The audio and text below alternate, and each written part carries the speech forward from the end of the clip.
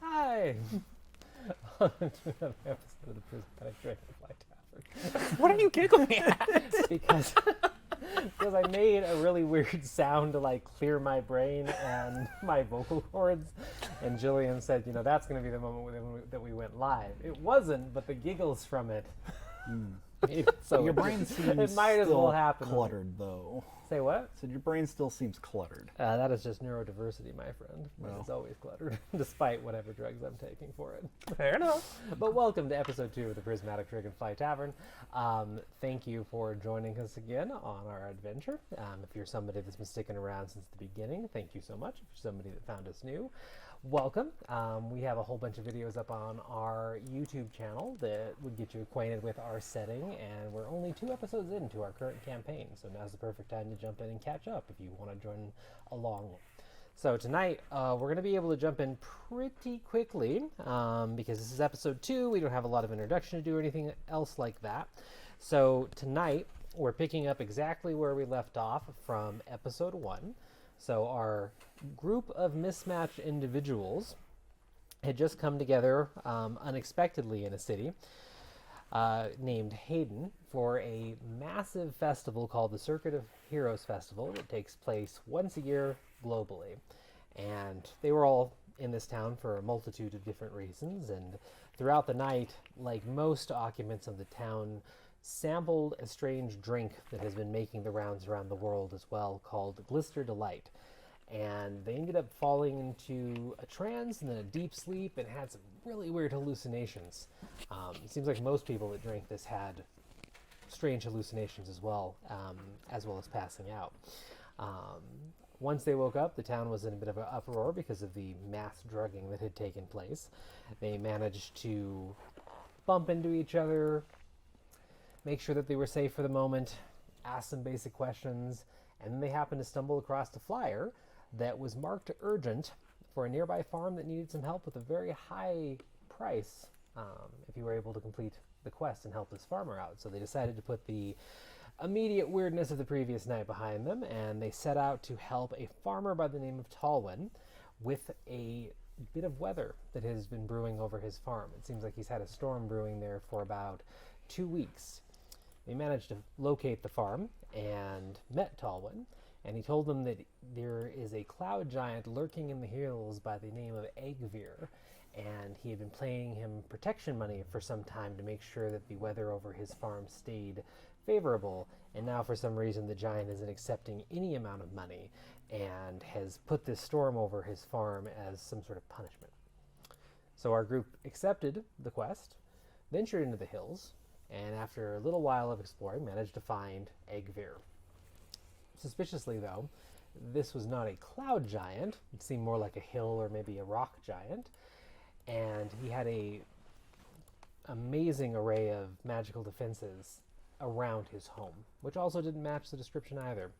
And that's where we left off, as they just ran into Eggveer. Eggveer had communicated them with him, and they had convinced him to drop the magical barriers, even though people were thinking about possibly attacking. Well, someone was. I'm sure there was plenty of other people as well. So they just didn't say it. Listen, some of us aren't thinking anything. Yeah, so one person in particular, brain not doing so good right now. No, we're not doing so good right No, now. it was hot. That's what happens when we that's what happens when we eat food from mysterious sources, though. So it just happens sometimes.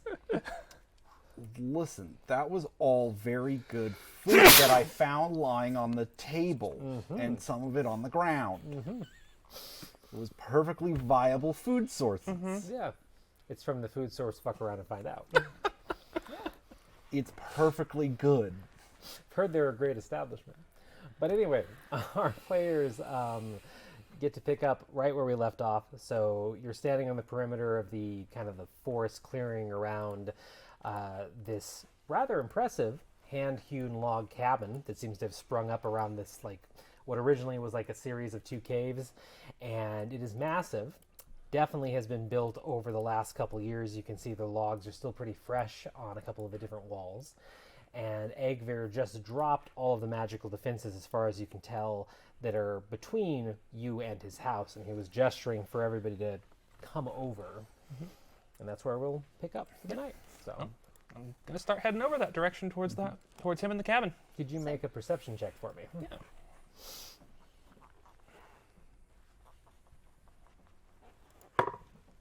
That's gonna be a 4. Okay, perfect. And then Cass, you said you were going to walk over as well? Yep. Cool. And I assume, is everybody going, or is anybody specifically hanging behind or anything? I am. Hanging like exactly where you are? Mm-hmm. Not Okay. moving. I mean, I'm gonna go. Okay. If no one else is going, I'll hang back. Okay. Well, then it'll be half pint and you. Yep. Okay. So you hang back a little bit. So as you make your way over, you notice that the ground beneath you feels like it has been manipulated in some way. Nothing bad is happening by any means, but as you walk over, it just feels like certain parts of the ground are a little more springy than they should be. And you think you hear 1 or 2 clicks as you're walking.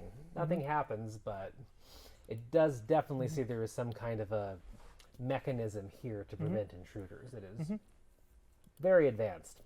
Which thankfully he turned off for us. He did, thankfully, so far, at least they've been turned off. Eventually, the few of you that chose to walk forward make it to Egver. Egver stands about 10 feet tall, very muscular, feels and seems like he has kind of a constant cloud of kind of granite dust around him. Deep blue eyes, no facial hair, no hair, but his clothing is... It's definitely handmade, but there's been effort put into it to convey a sense of civility in society, where he has a dark blue vest and then kind of a very, he probably was white once, tunic underneath, and a pair of pants to match, and a pair of boots, though they're more just like leather wrapped around his feet repeatedly and tied with straps. But it definitely seems like he has a look that he's tried to maintain over the years and for a long time. And eventually when you get to him, the scale of the log house is very noticeable to you, and you feel very small standing next to this giant structure that he has most likely built over this time. And when you reach him, he just kind of looks down at everybody and regards you in the way of somebody assessing a threat. He doesn't have any immediate weapons visible on him or anything like that. He's still leaning against the side of the house. The last thing he did was snap his fingers when the defenses fell.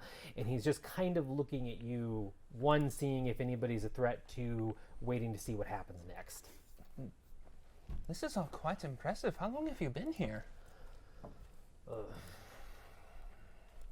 In this one spot. Yes.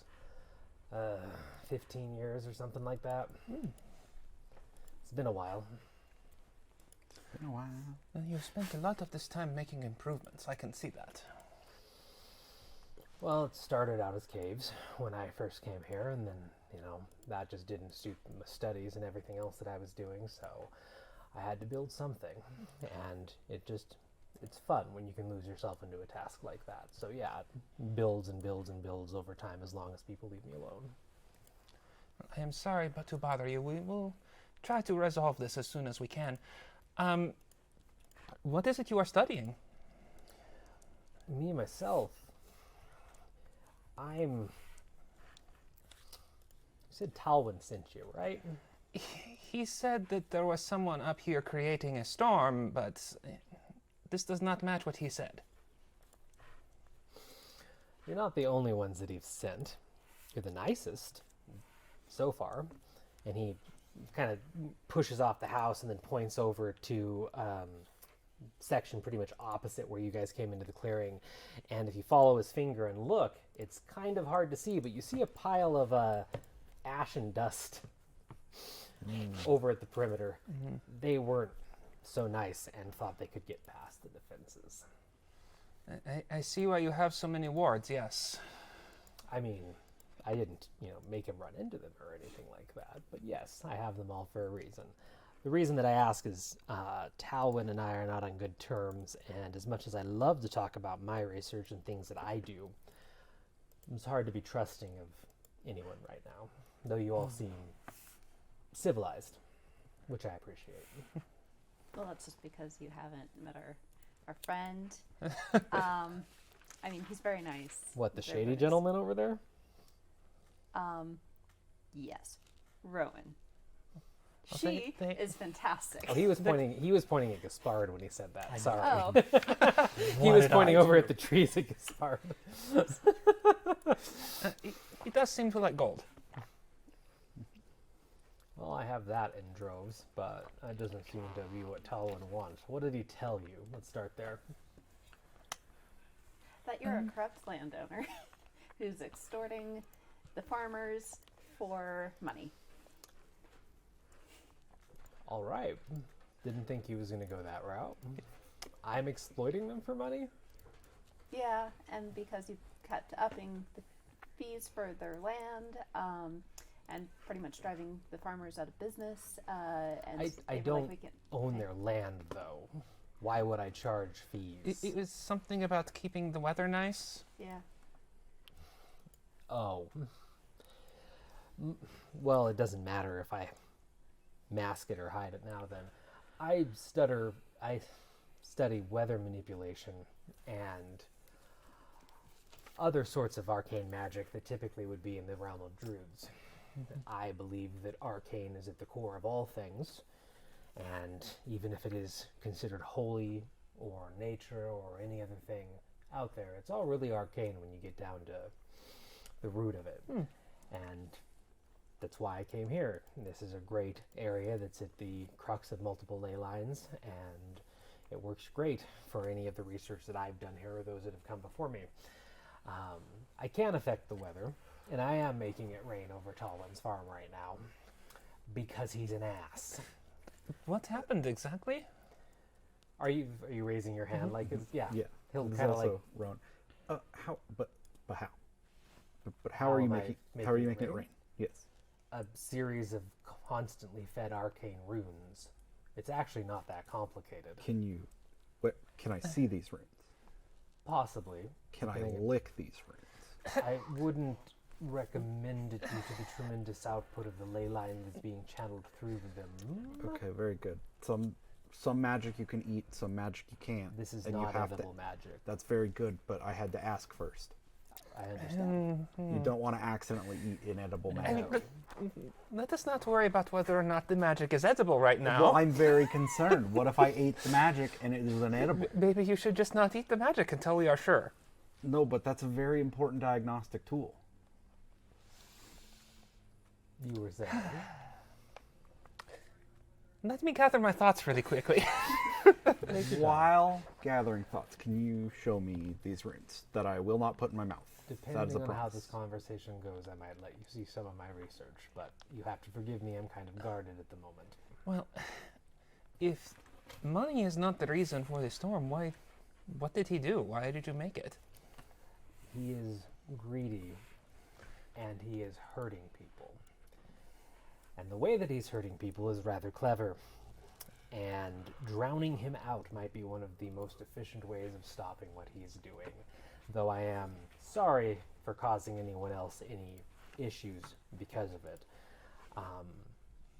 A very long story, hopefully somewhat summarized, is that Talwyn met me one day about 6 years ago when he was, I think he was surveying for something up here. He was looking for some way to expand his crops and his land. We struck up conversation. He's a great conversationalist, and he makes a great stew. And he started visiting me regularly, and I would like to think that we developed some form of a friendship. He was interested in my research, particularly about how it can improve the yield of croplands. Not even with just manipulating the weather, that's actually a bit harder, but increasing the density of nutrients in the soil. And he stole some of my ideas without my permission. And he's been using it to enhance the yield of his farm, and he has made so much money, a small fortune, probably a medium fortune at this point, from my research. The downside of it, and why it shouldn't be used currently, is I can't solve a critical issue, which is that to increase the yield of nutrients in one area, it takes it from another. It's really not that useful of a technique at this time, unless you're trying to destroy someone's property. He doesn't care about this, so he's leeching nutrients from all the other farms slowly but surely, and eventually they will die. Ooh. But why not just reverse his leech and leech from him back to the other farms? Multiple reasons. One of the biggest being that means I'd have to interact with the other farmers, and I've tried to talk to them, and everyone's terrified of me. And he has kind of helped to spread that view of me, blaming me for this, hiring adventurers to come slay me. Now, I've got a very interesting question for you. Yes. Does this leeching, is it based off of runes? Most of my research uses runic devices as a way of... So couldn't we just take the runes, run down to the farms, just etch them in the ground real quick, and problem solved? In a way, you'd have to destroy the runes that he has. I don't know where they are, and they typically have to be underground. I haven't been able to locate them myself. So he has them spread out in some configuration, it doesn't really matter, underneath the bulk of his land, and it's slowly going to destroy those other farms. If I dump enough rain on his land repeatedly, erosion might be the best shot that I have at disrupting even 2 of the runes and hopefully bringing the whole network down. Why not a tornado? Too much destruction, and I've also not cracked it yet, but I already feel bad enough about washing the other farms out and causing erosion and damage to their lands that are already damaged, but I am not a fighter. I am a researcher, and while my defenses are impressive, I am not that impressive in combat, nor do I wish to engage in combat. So this is the best choice that I have so far, which is why you find yourself at my doorstep.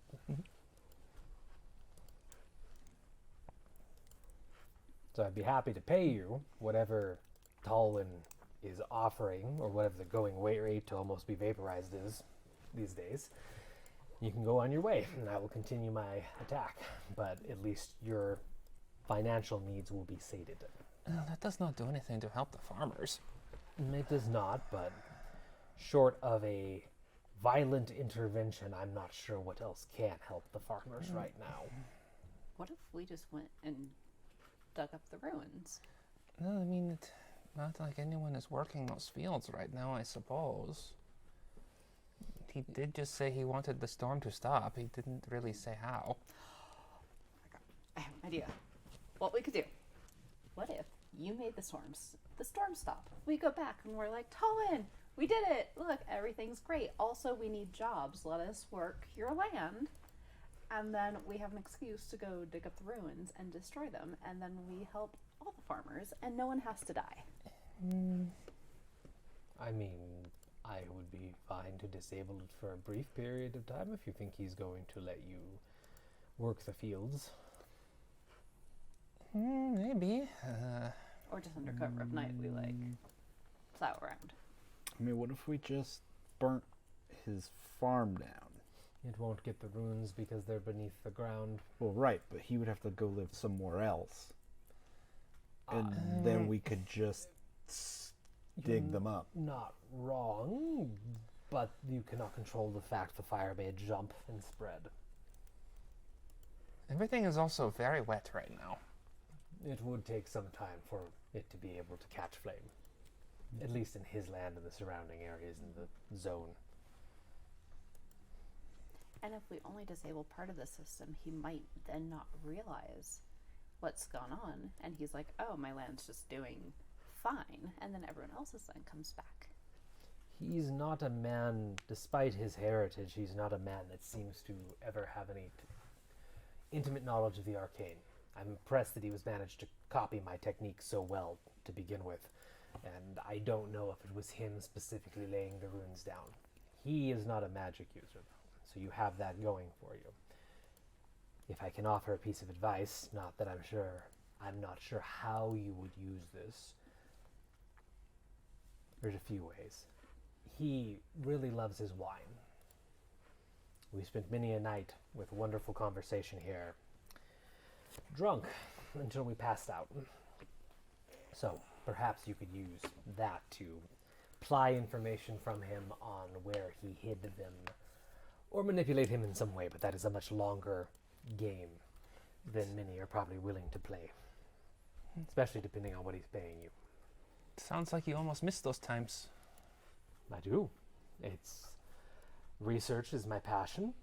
I love where I live. I love nature. I love so much about my life, but quite often you do need someone that is a wonderful conversationalist to pass the time with. And Talwyn, despite this streak that runs through him that disappoints me, for many years he was an amazing friend and conversationalist, and pretty much the only one that I have. I have some family that visits once every few years, but beyond that it's rather lonely researching. Have you been to Treetop? No, I've read, I've studied about Treetop a lot, but I've never left the area really. Well, if you are like, wow, this is really kind of a horrible place to be, really unfriendly, I would highly recommend it. I would love to.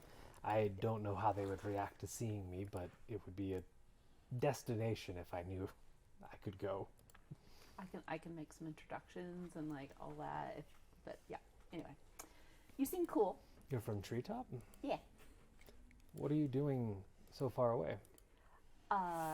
Seeing the world, getting out. Really? Yeah, exploring. It's great. That doesn't happen too often, from my understanding. You know, it happens. There's always anomalies. I don't get it. Oh, anomaly from like the heroes. Oh, Yeah. Oh, the gnome. I see what you did. Mm-hmm. My offer still stands to just pay you as well. I mean you no ill intent, or I do not mean to appear dismissive when I say that, but I know that gold is a driving force for the world, and I've accumulated a lot of it that I just do not need. You guys are so lucky I can't hear this conversation. I know, I've been thinking in the back of my head, oh, this would go so differently. How did you come by so much? My days before I made this cabin and came up here to research were spent researching in the kingdom of Kor, and I was so lucky to be in the employ of a small village, I suppose is the best word for it these days, but it was full of descendants of nobles from different royal houses, and it just so happened most of them had a knack for the arcane and the esoteric, and when they discovered my natural knack for it, they were happy to pay me. And the research was not groundbreaking by any means, but I was able to entertain and delight and teach them a thing or two, and it accumulated a lot of gold for me over the years. And even now I still have to spend gold to, buy reagents and buy a lot of the things that are hidden out there that protect me, and provisions and the like, but I can trade my creations for quite a bit of money, even if it's just a slimmed down version of a potion or an easier to make version of a potion. It's not like I'm revolutionizing the world out here or anything, but gold piles up quickly when you don't have a ton of use for it. Suppose it would. So if you want, happy to pay you off. If you want advice, I feel like I've explained most of what would be helpful to you, but if you have other questions, I'd be happy to help. And if you need me to drop the storm for a little while because you have an idea, I'd be more than happy to. I just don't want Talwyn to damage any more of the farmland around him and keep getting away with this. And, well, perhaps you actually could show us some of the ruins so we know what we would be looking for. I can show you a thing or two. Your friends over at the tree line, are they... Do you think they are going to come, or...? Maybe for this one, we should probably talk to them about what our options are and get their input, too. I can show you the ruins now or later. It's fine with me. Yeah. But since we are possibly on a mission for you, now, if you wanted to pay us, that would be helpful. We have goals and things we're hoping to do after. Of course. How much did Talwyn offer you for this ridiculous quest? How much was it? 2,500. Of course you would remember. Oh, what can I say? Gaspard! How much were we getting paid? And now they're both here at the door. They just magically teleported. I think Gaspar would be. So what are we waiting for? I just want to make sure they're not going to get, like, murked, so I'm up back here, you know, keeping an eye on things. It seems like they're having a pretty good time. I mean, frankly, also, isn't this like kind of your bag? Murking giants? No, not murky. I mean more the technology, it's contraptions all about. I don't know sure. what's under there. I'm not going to step on it. I can't put it in my mouth first. I don't know what any of that is. You don't go into unknown situations. Mummy would be very displeased at your lack of care for me. I'm not your employee. And you won't be mummies if you continue. No, you're the family intern.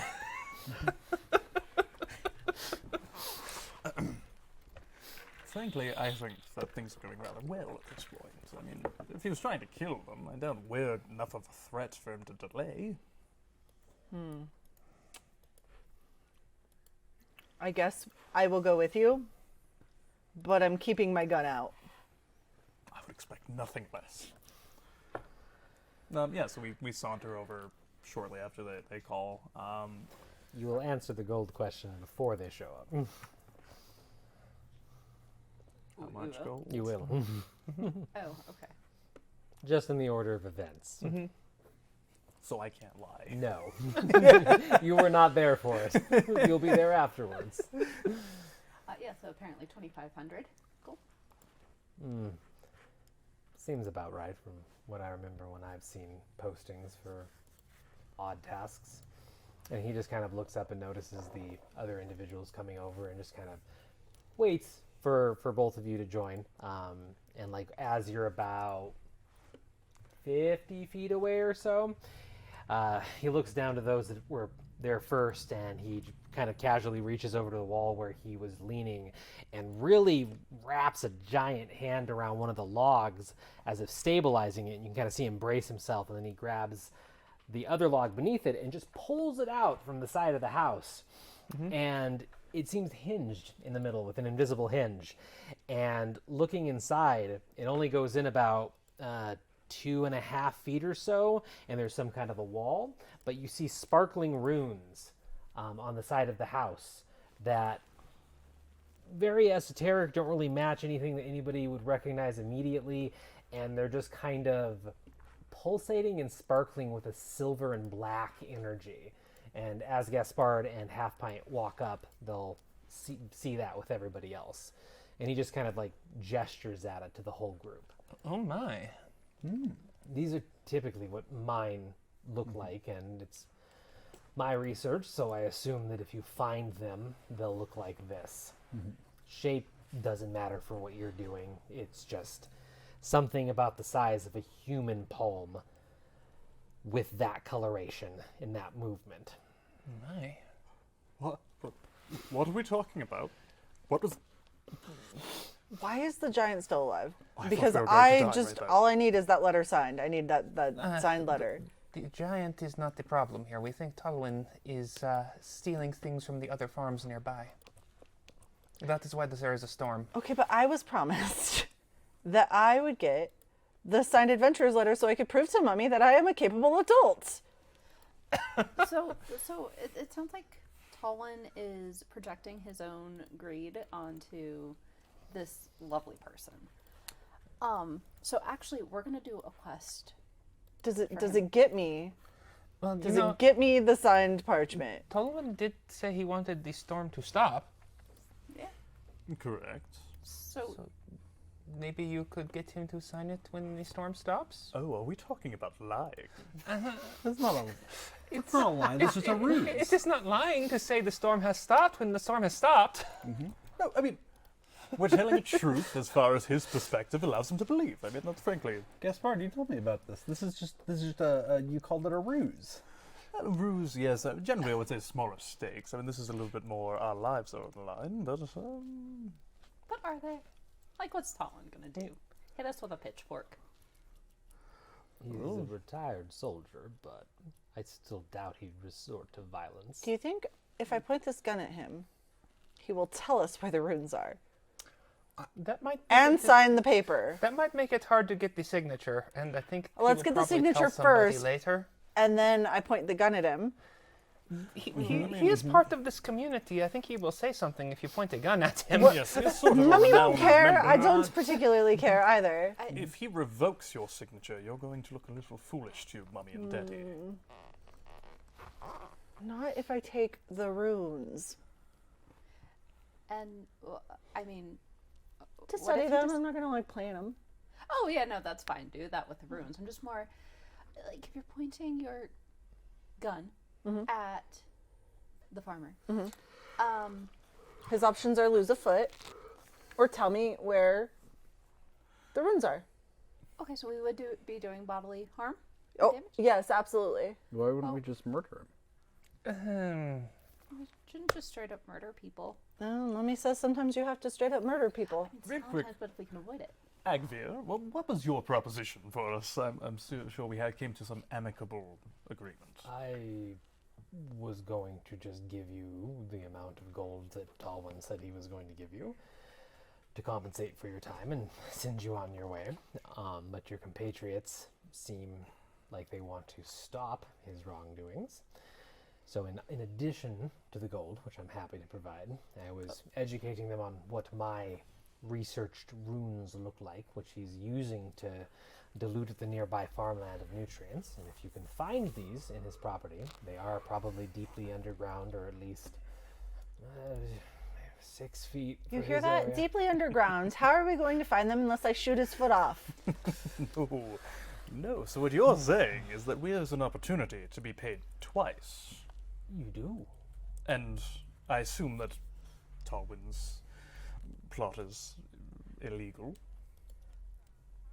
I'm not really sure what provincial laws his territory falls under, but I'm sure whatever governing authority he does fall under would not like the fact that he is ruining 7 different farmlands with what he's doing. So it would hurt his trade. It would. If they have to be underground, how far do these caves go? Oh, these are surface level. They don't go under. I mean, in the mountain. Like, do you know how many caverns there are? Is there anything under his farm?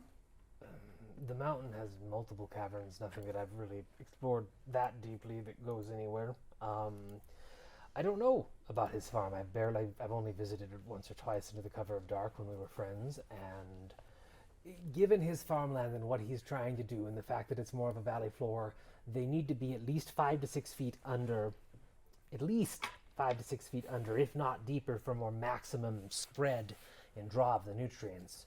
So if he has some kind of a, I don't know why he would have something that would span the area that is needed under that much farmland. He probably has a basement or something like that, or a cellar, but Maybe a well? A wine cellar? he could, but it needs to span most of the farmland. Does it matter if I threaten him with my gun? Because he's going to need hands to do farming. So either he tells us where those runes are, or he has no hands. I don't understand what's so difficult about this. What I propose. It does seem to be hard. It would be hard to farm without hands. It would. Yeah. He'd still be alive. He just wouldn't have hands. That I can support. I propose that I could possibly convince him that we're successful in slaying Agvir here, granting me a payment of 2,500 gold, and if you would like, for your 2,500 portion, I could coerce him into either playing dumb and falling asleep, or possibly giving us information, because I don't know if you remember, but I was particularly stupid when I was having a conversation with him. It did seem like you had fallen on your head, yes.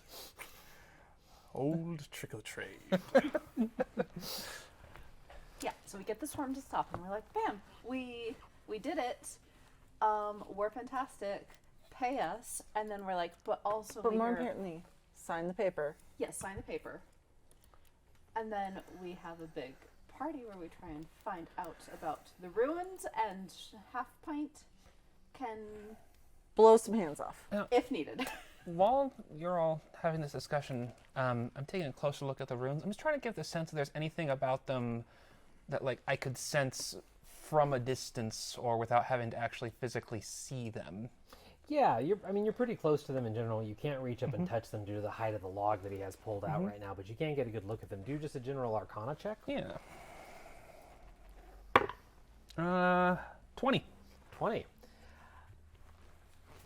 Most manipulations of the weave and enchanted items and runes and stuff like that have a overwhelming kind of staticky feeling to them, like static electricity, and it can be kind of off-putting. Just being this close to these, they feel very like fresh and effervescent and not like a lot of magic that you felt before. And it seems like when you just sit there or stand there and inspect them and look at them, the rune is made up of many smaller runes that were etched into it, and they seem to be alternating between silver and black, giving it that weird kind of effect. So it seems like when he says research, it most likely has been a lifetime of research to figure out this type of runic focus for magic. And I'm just kind of trying to think, it's like, is there anything that I'm seeing about this that I could sense if I was close enough? Like, even before seeing exactly where it was. Now that you have a feel for it, you probably could, if you ever feel it again, you're gonna immediately know. This feels different. I think I could find these again if they are down on the farm. Maybe. That might take time. You know what takes less time? Aren't you a scientist? Yes, but like, if he just tells me where the runes are, then I can study the runes too. Sometimes violence is necessary to get what you want in this world. That's what Mummy says. And it's very important that we, fully endorse that and absorb it. I might offer a small amendment to my plan. How about Half Pint and Sunny? Unfortunately, you met your demise on this little expedition of ours, setting off the traps, which would explain why we were able to actually get here, and not that we're too savvy or let in. You investigate that, blam blam on anything that you find, and, do your magical thing. And, don't shoot Talwyn. I'm not gonna, shoot him. Like, he'll still be alive. He doesn't need hands. See. And he could very well keep his hands if he just tells me where the runes are. Like, it's a very logical choice. Hands, so you can work the farm that you are sapping energy for. If you shoot his hands off, I do not think anybody in the town is going to care that you signed this paper. It sounds like a way to end up in jail. Mummy will care. If you sign it in his blood. Yes, Mummy How much will your love mummy that. care if you are in jail because you shot a man's hands off? Mummy will take care of that.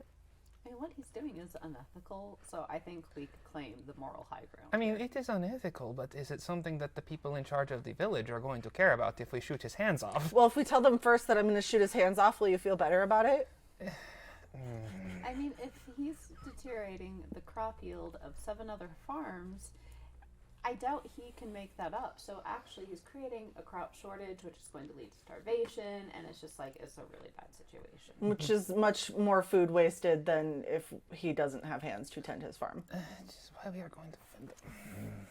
No, I agree. We should try and find them first. I mean, it might be best that we don't immediately jump to threatening to shoot his hand off, because he could then revoke his signature. It's a signature. You can't revoke a signature. I mean, he could send out his head and be like, "They shot me." They did It not doesn't matter. I support have the us." paper. I take it to Mummy. Mummy's happy. Oh. Can't Oh, look the signature you're a from- paladin! Yes. Listen, violence is very natural. No, God, I've made a horrible mistake. Oh, I'm sorry. Is this an issue? Agvir's just standing there with the 2 logs, just like, Hold on. Watching. Let's see what Agvir wants. Hey, Agvir. Are you cool if I blow this guy's hands off?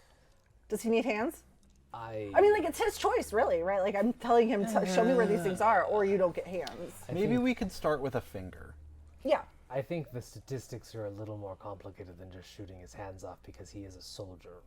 Unless you manage to get the drop on him from a distance and he's completely aware. I think he'd put up quite a fight from what I know of him. But like, did he actually fight, or like, was he in like logistics or operations? He's a or- decorated frontline soldier. Oh, okay, that's kind of scary. I mean, you said you could put people to sleep, yeah? I mean, I could bide my time until he falls asleep and maybe use a few. I could help him imbibe enough of something. And then we threaten to shoot his hands off. I was thinking more we get him drunk and stupid, and then we just have him tell us the information since we're all such good friends.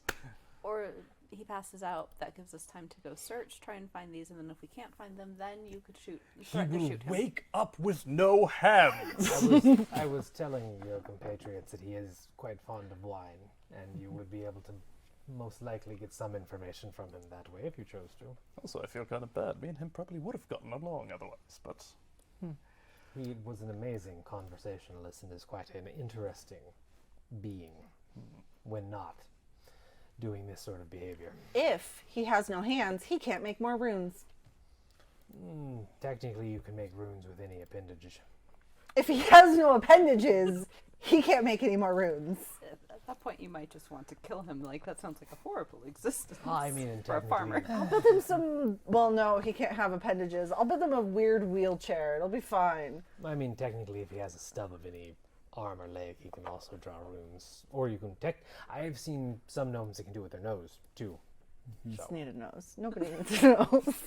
Okay, this is as well, far as like backing up, I don't know where this conversation is going. I did not think.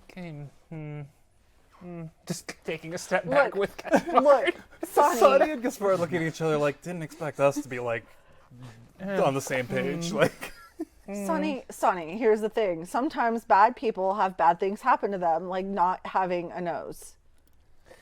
Because they might draw bad runes with their nose. So what's going to prevent him from making more runes? All I'm hearing is leave him be and then he can make more runes.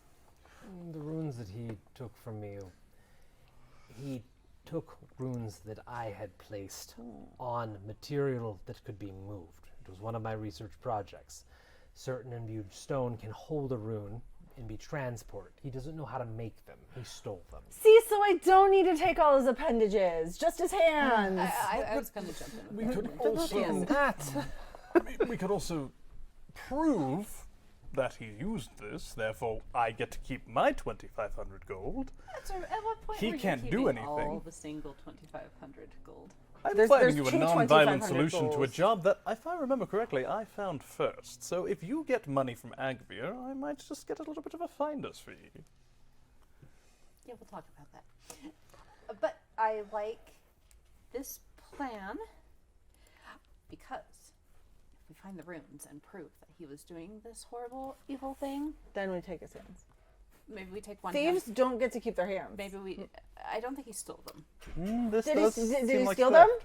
The runes? Yeah. He stole the runes, yes. Thieves don't get to keep their hands. Thieves don't I'm keep on, hands. I'm on I board with this. did not learn a lot of rules. I did learn don't want thieves don't him keep to hands. misuse my research. Yeah. You don't need to maim the poor man. And he puts the logs back together and kind of hits the side of the house. He stole the runes. I'll forgive him for that if he stops using them or you destroy them and he recants what he's done or makes appropriate reparations to the farmers that he's hurt. Okay. If I cannot take his hands, fine. Can I keep one of the runes? I'm not going to do anything with it. I just want to study it. If you want to keep one, you could. No hands as long as we find the runes. Otherwise, I need hands. Maybe don't if he understand doesn't fascination recant with the properly, hands. you take his hands. I think we are putting too many conditions where The- she gets to take this man's hands. The rule Right, is if you you should steal, just take the which he did, you don't get to keep your hands. That's what Mummy does with all of the servants. Your mother cuts off people's hands. I'm sorry, Not shoots all off- of them.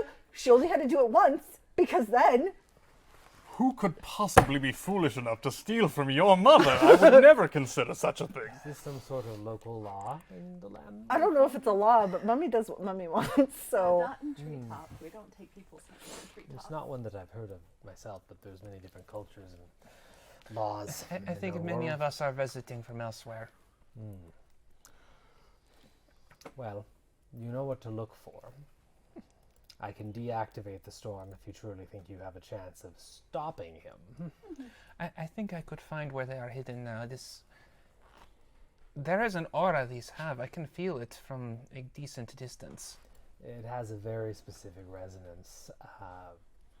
Honestly, I haven't found out how to mask that yet, and it's one of the things I'm still working on, but it is very noticeable if you're tuned into the arcane. So if you can feel it from the house, if you walked within 5 feet or so, maybe even 2 feet if you're really skilled, you'd probably pick it up. But it's under 6 feet of dirt, probably, right? Mm-hmm. It So you radiates quite a ways out, though. I'm taking that into account with his farm. Oh, okay.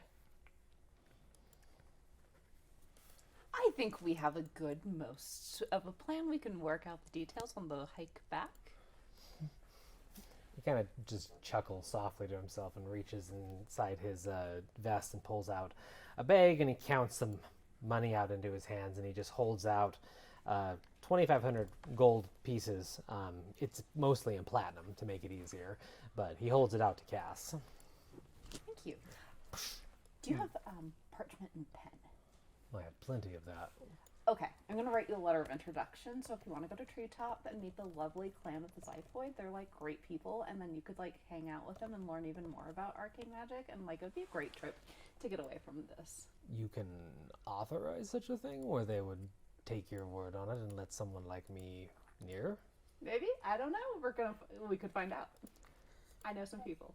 I would love to at least have the chance. And he reaches in the other side of his jacket and he pulls out a rather large piece of parchment, which he rips into quarters and then hands you a quarter, and then reaches for his quill and just puts it back and goes, "Do you have a writing implement?" Yeah, I like dig through my bag and I like write a letter. Okay, so you're gonna go to this person, and it's going to be my friend, whose name I'm totally spacing on. That's okay. And be like, hey, this is my friend Agvir. You should take them to my parents, mom and dad. Like, please be nice and like hang out with this person and take them here. And then like to someone I actually know from the clan of the Zyphoid, I'll be like, come on, look, he's super smart. He likes druid magic. There's a Zyphoid. Like, make the connections here. So the entire time that you're writing it, he's just kind of like peering down, like watching you write it out of curiosity. And there's a couple chuckles here and there at like the flowery language in the way that Cass goes about it. But he smiles the whole time, and eventually he reaches down and takes it when offered and tucks it back safely into his vest, and he goes, "Thank you for that. That might actually be something that would get me away from my research here for a while, and that would be very nice. Thank you." Yeah, you don't need to deal with Talwyn. I would prefer not to anymore. I miss my friend. I don't know if there's much of my friend left or if he ever really was my friend. So, Especially as you might be down a hand. That'll be even less of your friend left. yes. We're going to try not to take his hand. I'm just It just would work very well. Most farmers don't want to lose their hands. Most farmers do not, but he is a soldier. I'd say most people don't want to lose their hands. Most. It's really hard to wield a weapon if you have no hands. Yes. I'm going to regret asking this, but if it would help soothe your bloodlust, would you mind breaking my nose? Why? I'm actually not very strong. I don't know that this will help you. I'm just saying that Are I'm going you- to have a very interesting conversation with Rowan somebody just- who's been on the battlefield. It's going to be rather important to be authentic. Rowan just leans over. I'll break your nose. Okay, listen. How is she scarier? You see this like glint in her eye and this like creepy smile. I'll break it. I mean, it sounds like she wants to break it. I honestly walk over probably by couldn't Cass. unless I used my gun. Good luck. Why are you wanting your nose broken? Well, again, he's a veteran. If I bested you, there's no way I did it without a few scrapes. Do you not have, like, makeup? You can't just make yourself look like your nose is broken? Do you think he's going to believe makeup? That's for distance. Are you bad at makeup? I'm fantastic at makeup. Listen, if I want to contour your face, I could make you look like somebody completely different. Do you have Like a many gnome. pieces of flashy spellwork memorized? I have some. Visually so. Yes, I could definitely do things like that, but Like what? Can you make something intimidating or impressive happen with a spell, even if it would cause damage or effects, or are you more of a wordsmith? more of a wordsmith, to be completely honest. I work in the theatre, a thespian, if you will. He's an intern.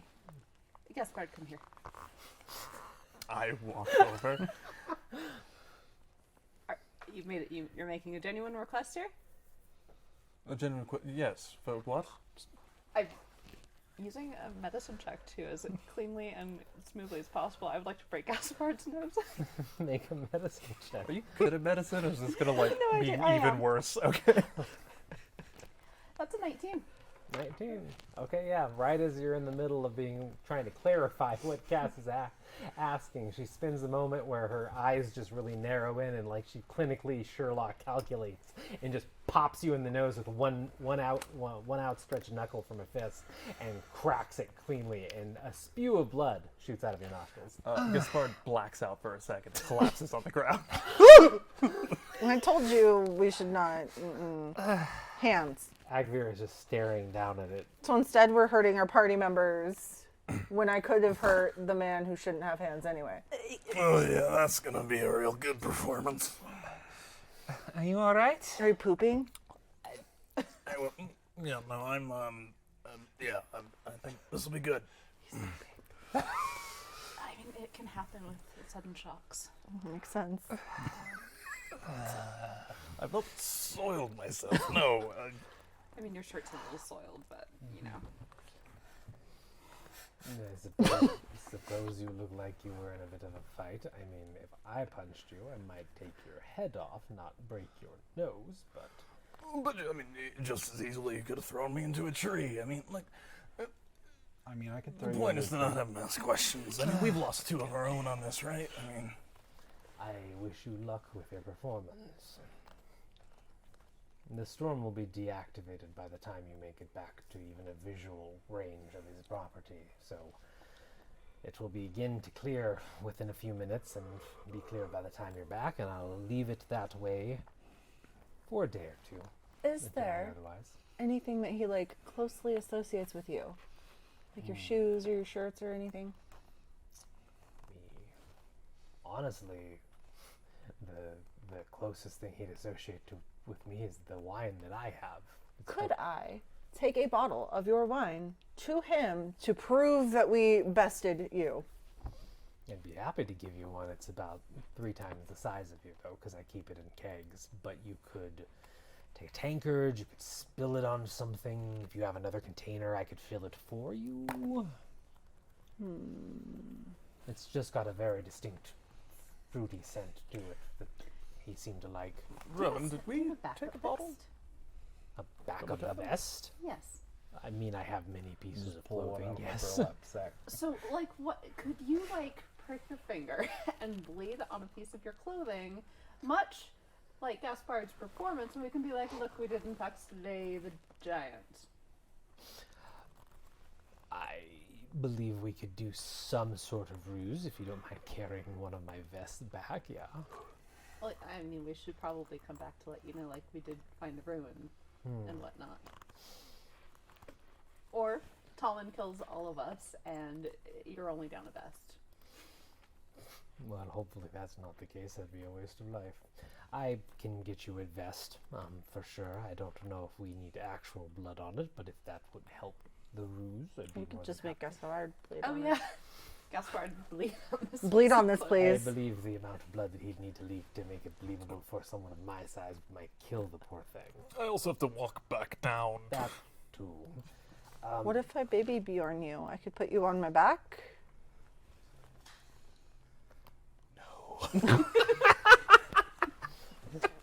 He kind of stands up or rights himself a bit and starts to like walk towards the entrance of his house, and he only gets a few steps in before he turns around and regards everyone again. Does anyone here have anything akin to blood magic? I'm looking for theatrics. And they use it as a medium. In what way? Do you have spells that produce some kind of a visual effect? All right, you do that freaky deaky blood stuff. It's not free. Blood rituals? Yes. Using your own blood? Do you have a spell, even if it would be a horrific spell to use on someone, and I'm not asking you to, but do you have something that, to someone that is not accustomed to magic, be frightened by seeing it? Perhaps. What sort of effect are you looking for? I have something that I might be able to loan you or give you with the vest, but you need to be able to cast something intimidating. And you seem like you all have so many different plans. I might as well give you a piece of research that might help, as long as you know how to utilize it. I know how to utilize a gun on hands. Gaspard, this is silly. Ooh, I'm good at reconnaissance, I assure you. I mean that is a backup plan. What did you have? I have a piece of research that would negate any effects of the actual spell that you're casting, but leave the visual elements intact. For instance, if you wanted to put them on and throw a fireball at someone, you'd still throw a fireball, at least visually. There would be an explosion, flames, and a lot of theatrics, but there would be no damage or actual harm caused. So if someone with theatrical enough magic, I've seen many casters such as warlocks have spells that look like they are from your nightmares, use this bit of research, you could use it as an intimidation factor or some other leverage against him. It was a long shot, but I thought I'd ask. A little bit of illusion magic, but nothing quite that flashy. I mean, I could try and entangle him in vines. They can be very scary. They can, but it'll be immediately obvious it is an illusion. It works best with, theatrics, which is part of the reason that I've never actually carried the research farther. I've never found the perfect use for it, but I thought I'd ask. Just to see if- Rowan? You're a bit of the arcane, are you not? Yes, but I mean, I'm not terribly theatrical. What do you know?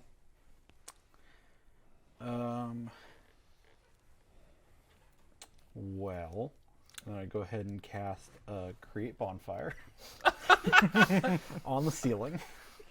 You're outside. I cast it on the nearest tree. Okay, yeah. A bonfire springs into existence with the rocks around it. It looks like it's out of a children's book pretty much. And it just pops out of the side of a nearby tree. And it causes Egbert to just glance up and then look at Rowan and then glance up and just, huh. So it is not just me. That is a little strange, right? I mean, with the arcane, it's not the craziest thing I've seen. It is strange, but the theatrics I'm talking about are, dark shadows and tendrils and flames and Oh, acid you want and- tendrils? not specifically I'm myself. gonna cast Arms of Hadar at some point that is away from everybody else. And is Arms of Hadar where they come out of the ground, or you have to refresh me on what Arms of Hadar is? I invoke the power of Hadar, the dark hunger. Tendrils of dark energy erupt from myself and batter all creatures within 10 feet of me. So I walk 10 feet away before I do this. Each creature in that area must make a strength saving throw. On a failed save, the target takes 2d6 necrotic damage and can't take reactions until the next turn. Okay. So Rowan walks about 10 feet away and then summons this bit of magic, and you see these ghastly hands just erupt in every direction from her body, and they are black with green and purple tinted fingers, and they just gnash and reach out and writhe around in a horrific fashion. I think I saw my uncle do that once. I don't like it. Cass is going to scream, take off her hat, pull out whatever vermin comes out of it, and throw it at the hands. You just get a decently large rat, it feels like, out of that hat. And then We said no hands. No hand that stuff. was you doing it, though. Arms of Hadar does not include hands. It's not just Tendrils. arms. The arms have hands on them. But after a few moments, the spell fades, and Agver goes, "That's more of what I was talking about, something like that, if you could use it to scare him, but depends on what you have. Regardless, I give me know a what we moment." can scare him with. Yes, you keep mentioning that gun of yours? Is it an effective short-range weapon? Does it need to be? I have no idea how it functions. I just noticed that there's a bit of lay spinning around it, and I wonder if what happens if you fire it at short range in someone's hand in a room. I definitely have fired it in a room before, and we were all fine. It did not hit anything in the room. It went through the ceiling. That was part of the room. Marvelous piece of engineering, then. If you allow me one moment, I need to step in the house, and I'll get you that vest, and I'll be right back. And he thuds away a few steps and opens the iron door to the house and goes inside and closes it behind him, and you're alone outside of the house for the moment. I have an axe, too, if we're worried about the gun. I'm very scary looking. I know that I'm so personable, but, like, I'm very scary looking. It's important to know your strengths and weaknesses. I am just not going to worry about whatever is happening in that house while I look around. I mean, you did die, so. We will promise, if all goes pear-shaped, I don't really know what that term means, but we will allow you to act upon your prerogative, whatever that may be in the moment. Look, I'm just saying we give him a decision. Tell me where the runes are, or give me your hands. I don't need him to answer the question. Okay, though. and give me your hands.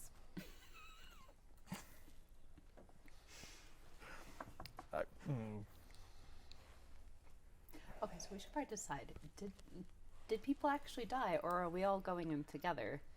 Oh, I'm terrible at lying, so if you're gonna lie, I'm really just good for the hand shopping. That's about it. Okay, so how? So I think it was Gaspard's original idea, is that you and Sonny go and look for the runes, and if we don't get a good answer from him, we're like, hey, half pint, we need you to take some hands. I mean, Agvir keeps saying that dude is a soldier, and like,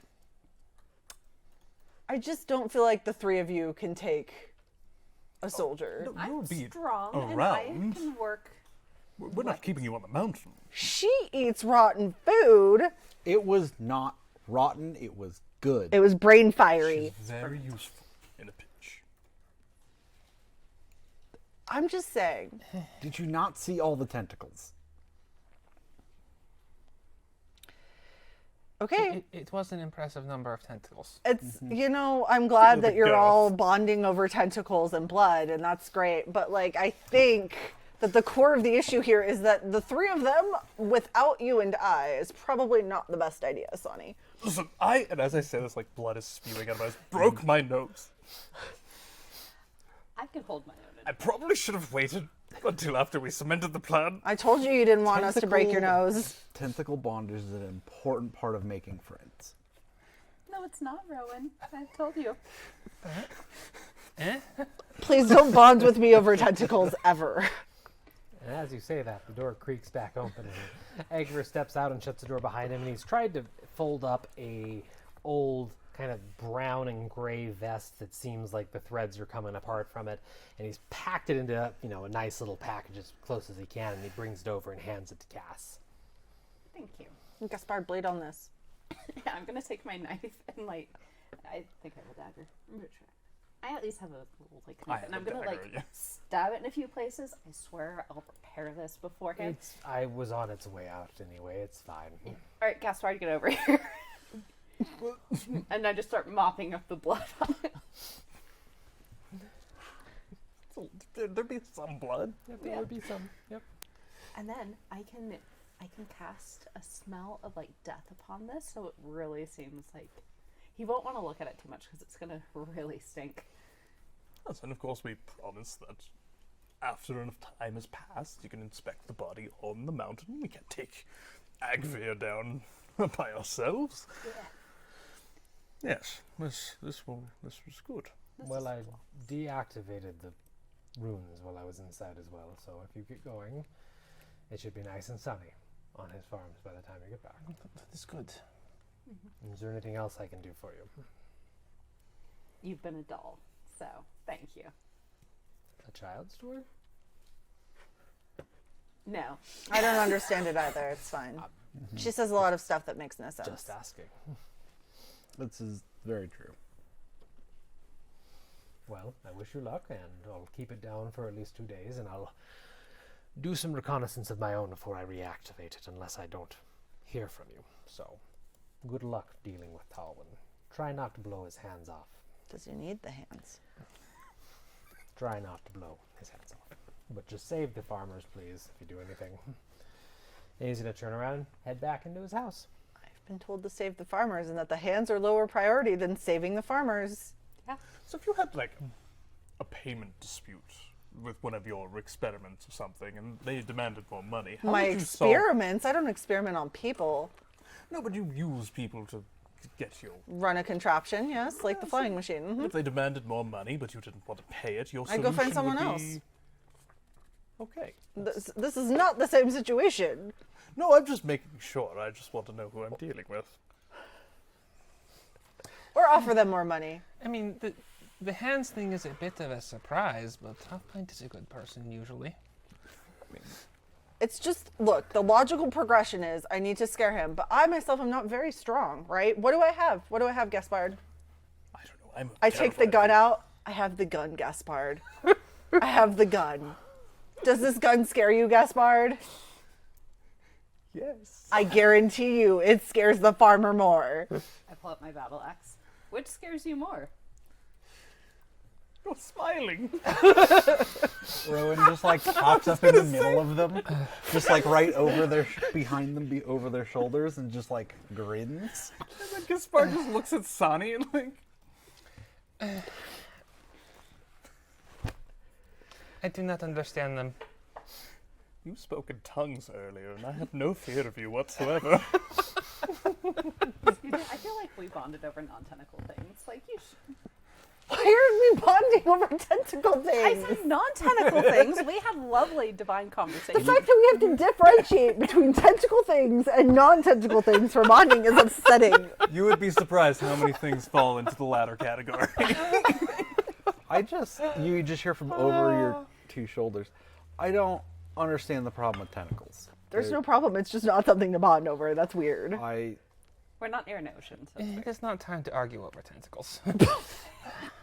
Wait, when is tentacle argument time? Usually on church services. It seems like Sonny's community does a lot of tentacle bondage. That is not the word for it.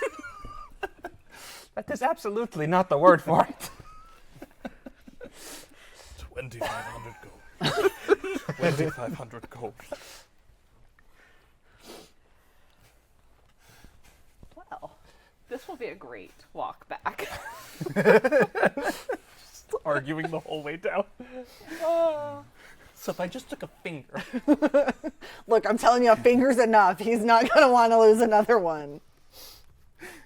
So does that mean you guys are heading back out? I think it's time to head back. So you start to retrace your steps, and as soon as you reach the edge of the clearing, you can hear a very distinct hum and a bit of rattling metal. And looking behind you, you can see/feel that the defensive has reactivated. There's nothing more than the naked eye, but most of the party has some connection to the arcane or some type of magic, and you still get that kind of heat shimmer from the area that all the defenses are back up. But with that, you make your way back through the forest towards the Talwyn's farm. And as you look to the sky, as you weave through the forest, you see the clouds in the distance rapidly clearing. And I think that'll be an actual point to take our break. But we don't have any of our technical staff nearby to take a break. I have to pee so bad. Well, I say you. Authenticity. I think that we will just you can run to the bathroom then. But then they'll see my sham pants. Your pants are fine. No, have multiple pairs of I leggings. can see the camera, unclip, and then just Wait, shuffle. I think right. you're about to be saved. I have a Shuffle. sense. No, I have shuffle. a sense through the Do arcane. the shinny. Hello. Do the shinny. Drop below the table and crawl. Crawl! I have a sense Crawl, through the baby. arcane that we're about to go to break, and he's like, we'll be back in about 10, 15 minutes. If you want to watch more real moments like this. Subscribe.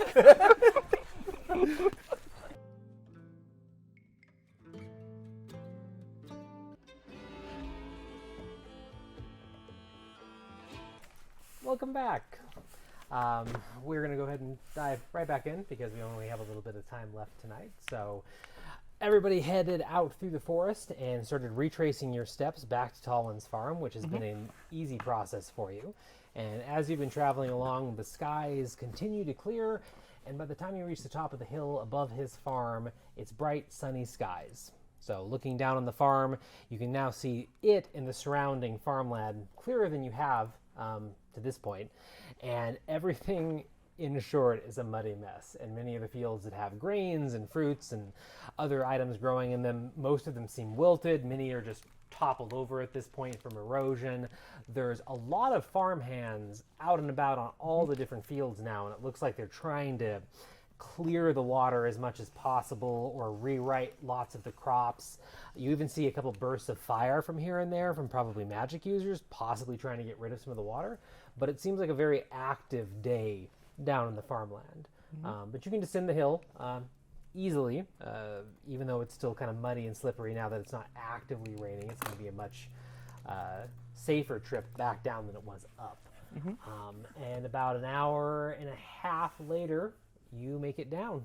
Hour and a half from when you left Agvir's. Much easier going when it's not pouring rain.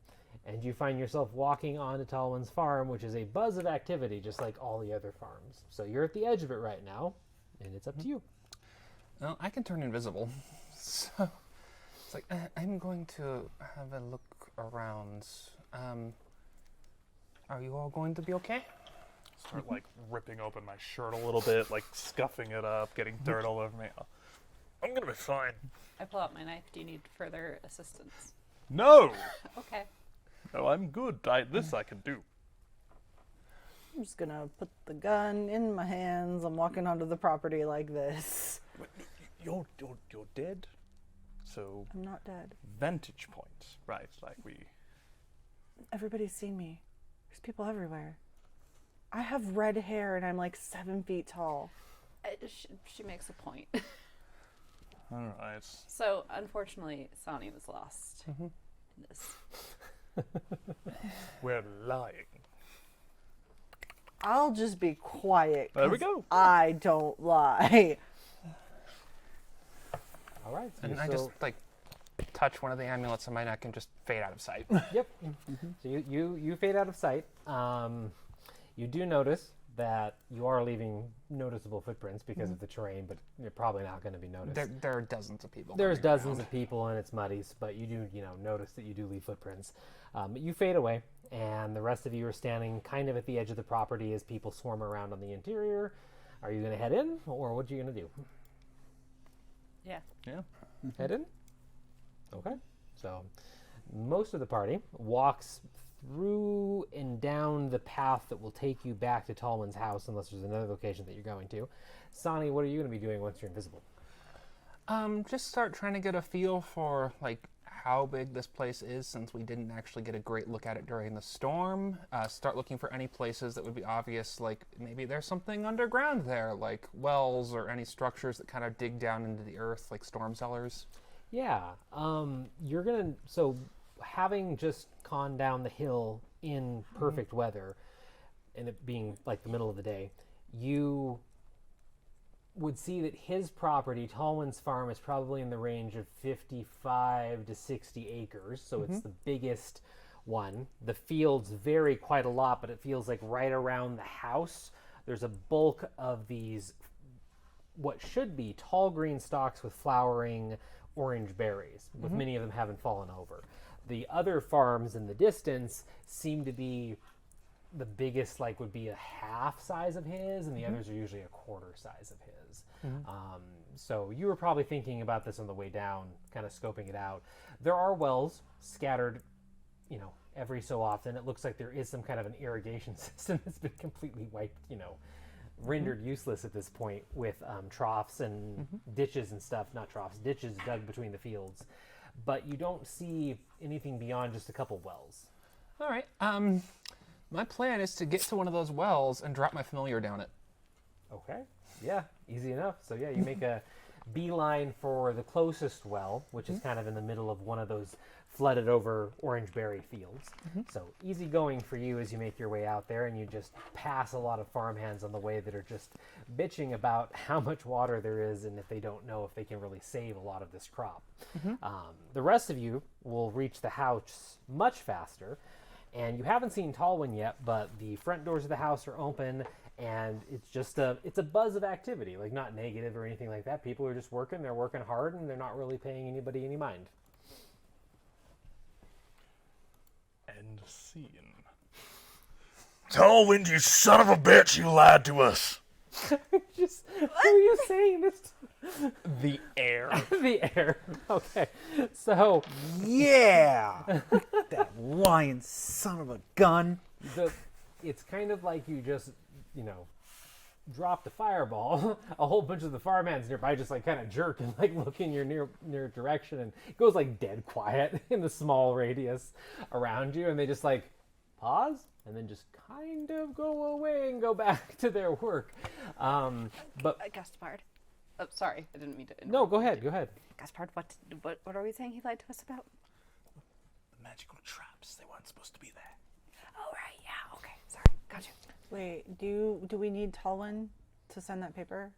Yeah, we need Talwyn to send that paper, yeah? Yes. Talwyn! I start screaming as loud as I can. Perfect timing, because moments later, after like the farmhands kind of scatter after the weird first yell, and you start yelling, Talwyn walks out of the front doors, and he's wiping his hands off on some rag, and he seems to like have dirt up to his elbows, and he just has a flabbergasted expression on his face, and he's like, "Yes." Dirt up to his elbows, you say? Mm-hmm. Okay. What are you talking about? You said we were gonna deal with one storm giant. Agver is one storm giant, yes. With the fortifications that killed one of my people. I don't know what you're talking about. I'm really sorry to hear that they killed one of your people, but he's a storm cloud giant. Dangerous. Some of you made it back, I see, though, so you were successful, I hope? Yeah, he was dangerous, but as you you- can see, You bested him. yeah. I'm gonna need some wine and some time to count the money that you're gonna be paying us. Well, Yeah. there's plenty of food inside for the farmhands and everything. There's practically a feast now that the rains broke, so go on in, have as much wine and food as you want, and I'll get your money as well. Thank you for saving my farm and everyone else down here. He's a threat that I'm very happy that he's gone now. We can get back to life. I'm gonna shuffle over to Cass and be like, shirt. Yeah, I cast Druidcraft on the vest to produce the faint smell of blood and viscera and death upon Okay. it. And just hand it over. Evidence if you needed it besides the clouds.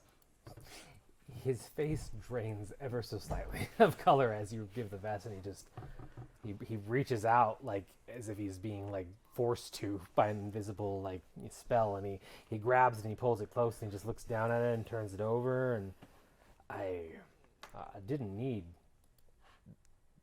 this much proof, but I guess this will make sure that all the other farmers know and everything that he's not going to come back and this isn't going to happen again. How did you kill him, actually?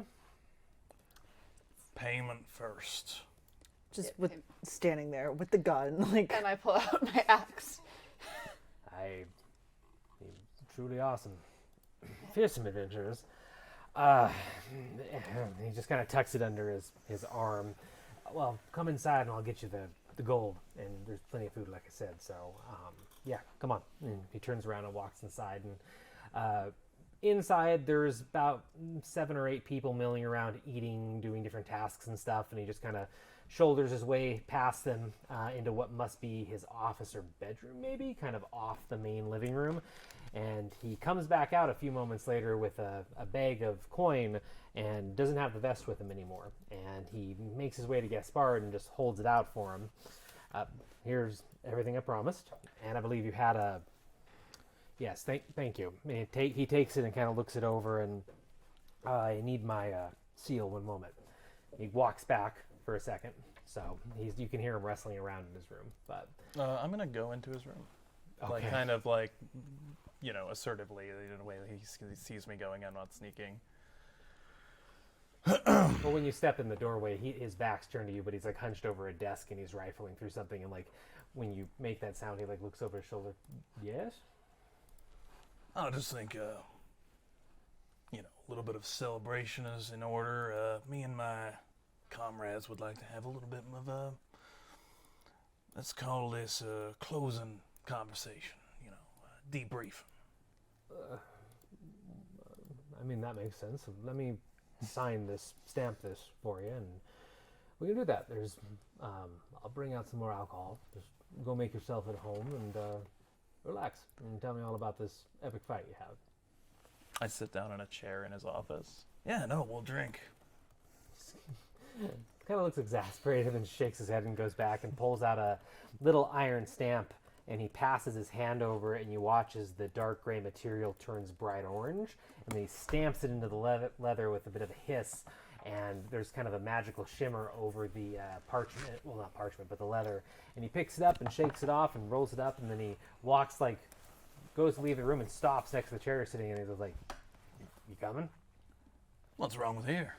I mean, you can stay in here if you want, but it's an office and there's no alcohol in here, but I mean, you're the hero, do whatever you want. And he walks out and he comes out and hands you the rolled up leather, and you can just smell the burnt leather coming off it, but as soon as you check, there's a shimmering imprint on it. Yes, perfect. I put it in my bag, and then I look at him, and I'm just mad dogging the crap out of his hands. Oh my God. He's like, why is she following me? That seal looks magical. Is it magic? I mean, magic like parlor tricks. It's not too complicated from what I understand, but if you post something with the town, they give you one based on your unique signature, and they take a bit of blood at the town hall. And it's just their way of trying to authorize, when something's completed. There's been a big issue with Hayden, with not only adventurers saying they finished or succeeded in tasks when they really didn't, and then plenty of times when jobs that are posted are traps or aren't authentic either. So because there's so many that come through here, they developed this system, and I believe it works for them. At least I haven't heard a lot of people exploiting it or anything. So mine had one charge, and that's the only flyer I've ever made, so I've authorized it, said you did the job, because Storm's gone, so it'll be a paperweight on my desk now, but, you have that. Oh, so you're not magical. Well, I mean, I'm magical, but I don't do that kind of magic, and I mean, these days my magic is parlor tricks, because I don't have any cause to use the fancy stuff that I know, because it doesn't help me grow berries or any kind of a crop. Long as nobody shows up in the middle of the night trying to, hurt me, my farm hands, my wildlife and livestock and stuff, I'm not going to truly use that. Too much of a drain on the soul. Well, I mean, there's so much magic that does help with growing and whatnot. Like, it seems like as a farmer, it'd be really fantastic to learn some of that. Well, I mean, there are druids I've heard that can harness their, control over nature and influence it and stuff like that, but it's not what they taught me, and that's not my kind of magic. I prefer, hard work instead. But your friend, are you still in the office? I'm listening as much as I can if they're not too far away, but they're not. Yeah, I'm still in the office. Your friend who just took a seat in my office for some unknown reason said that you wanted some food and some wine, a bit of celebration, and something about a debrief. I don't know if he had more to tell me about what happened, Fagvir, but I actually, to your head, it'd be very prudent if we could get him to have a private conversation with us. Maybe tell him that it was really interesting how many magical things Agvir had. Yeah, I mean, it was such a hard fight, and we lost Sonny, and she was really great. And I think we just need to celebrate her life, but also this victory and the fact that you're like going to be able to continue to farm and help people. So like we should definitely celebrate, and we'd like to tell you these things. Make a performance check. Well, Gaspar's like fighting back the urge to cry. Oh my god. In the other room, he's like, An awful sound because of the broken nose. yeah. 14. 14? Okay. So his face kind of like, he fixates on you. And his face kind of falls a little bit. He goes, I'm very sorry that you lost your friend. That wasn't intended by any means. Look, come into the kitchen. I'll get you some food. We'll have some drinks. We'll talk about everything. We'll have a drink for Sonny. And he kind of gestures you all back to the kitchen that you've seen him go into before. You saw him go in the first night, but you haven't gone there yourselves. And he leads you past, or through a small hallway, past a couple doors, and into a rather big kitchen that feels like it's very lived in, and it's probably always cooking something, 24/7. The walls kind of have a bit of a stain to them, and the fires are exceedingly hot to the point where they probably burned into the walls a little bit. But there is a nice table in the middle that seems to be well worn, but still, comfortable. And he gestures over it to everybody that's there. Did Gaspard come? Gaspar, like realizing that he's like actually leaving, like Okay, would follow. so he gestures to that, and then he goes about just kind of looking very introspective. He goes and fetches a couple bottles of wine and puts them on the table, and he starts serving up the stew of the day and some bread, kind of like last time, but he's just kind of quietly putting it on the table while he seems lost in thought. While he sets that up, though, Sonny, Yes. alive and well. You make it to that well very easily as they're in the middle of the house talking to Talwyn before they go into the kitchen. So you're just going to drop Familiar down there? Yeah, just to get a look. Okay. So are you summoning them at the bottom or just like literally dropping them? Like, I literally just pull a bottle out from in my bag and very carefully uncork it and just encourage the octopus inside to fall out of it. So the octopus flail falls down into the darkness of the well, and eventually you hear a splash, and you can't establish a connection with the Familiar. Yep. So looking through the octopus's eyes and taking a moment to adjust to the different type of vision, you see a lot of what you expect at first. Water, bits of mud, plant life, and stone walls. And you kind of bob around and look in all the different directions, and it seems like a pretty solid well. Nothing that's sticking out right now. Okay. So this one just doesn't seems like everything's perfectly fine? Yep, it seems like a well as far as you can tell from this point. You don't see like any breaks in the wall or anything like that. I mean, the octopus is like at the surface level of the water right now. It goes deeper. Yeah, just go dive down a little bit and see if maybe there's an aquifer or something that can actually hold like these runes or something instead of just, going into dirt or whatever. No, that makes sense. So, octopus swims down. Takes about 35 seconds or so to get towards the bottom of it. But as it gets towards the bottom, the vision, which is kind of like dark vision, is quickly overwhelmed by a bright light source embedded in one of the walls. And it just takes you a few moments to adjust. It's not like the octopus is blind or anything, but it looks like there could be a rune shining on one of the walls down here at the bottom of the well. Lovely. So just have my Familiar get a little closer and kind of like, take a closer look at that. Yes, please. Yep. Swims over, twirls, and once it gets close enough, you immediately identify the weird ticking back and forth gray and black runes, and you can tell it's one of Egvir's. And what it looks like is this kind of like granite plate that the rune is on is pushed up against the already existing stone wall, and there's like multiple stakes driven through the corners.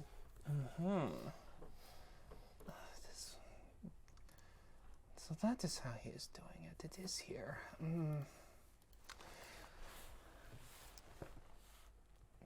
don't think I can do anything to actually disable it through the familiar, but now we know where to look. I just kind of make a note of this well as one of them, and then send the familiar back to its own reality for a moment. It's like, okay, I will call on you again in a moment, friend. And then it's like, okay, where's the next well? Does that one have one too?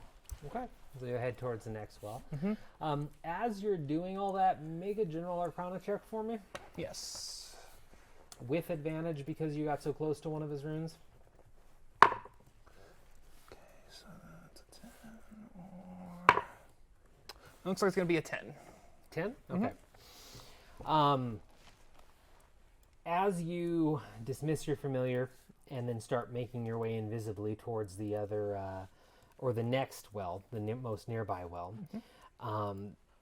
you notice that as you're kind of plodding along, thinking to yourself and, through the mud, every so often you get a faint buzz of being near one of the runes. And it's kind of like a fly near your ear or a mosquito that you can't place. And you're just like, there's obviously not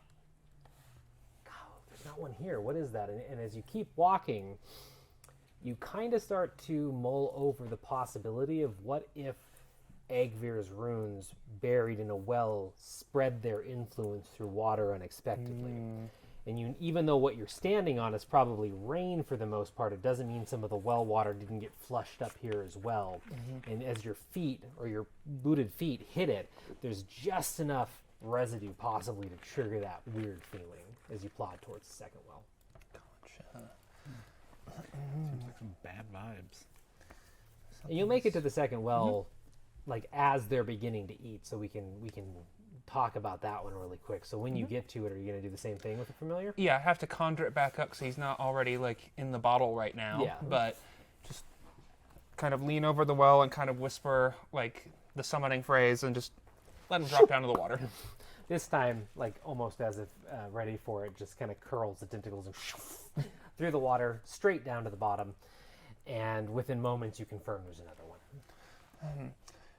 And now that I know the rune's there, it's just like, can you just look around a little more? How much is down there? Yeah, so they'll spend a few moments kind of like surveying the area, especially that's in this bright light. And it does look like there is an aqueduct or some kind of a system that goes off in multiple directions. So it kind of seems like at the bottom of the well, there's a star almost, and they go off in different directions. It's probably some form of a well/irrigation system. That's curious. All right, and how much time has this taken? Probably about like 15 minutes since you went invisible. Okay. Like, not even that, probably 15. All right, probably have time to check a couple more then just to see if there are any that don't have this and just kind of, okay, you are connected to there, so it's there was a well over that way. And just kind of try to follow one of the pathways that the octopus saw. Yep, you can ping between the different wells. While you're doing that, back in the house, everybody's been given plenty of food and wine has been opened for everybody.